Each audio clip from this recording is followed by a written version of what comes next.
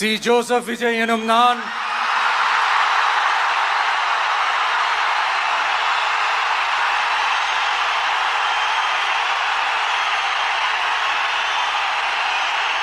சட்டப்படி அமைக்கப்பெற்ற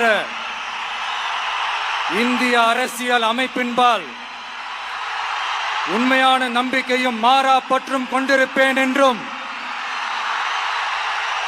இந்திய நாட்டின் ஒப்பில்லாத முழு முதல் ஆட்சியையும் ஒருமையையும் நிலை நிறுத்துவேன் என்றும் தமிழ்நாட்டு அரசின் முதலமைச்சராக உண்மையாகவும் உளச்சான்றின்படியும் என் கடமைகளை நிறைவேற்றுவேன் என்றும்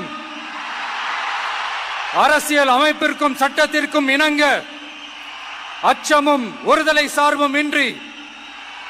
விருப்பு வெறுப்பை விலக்கி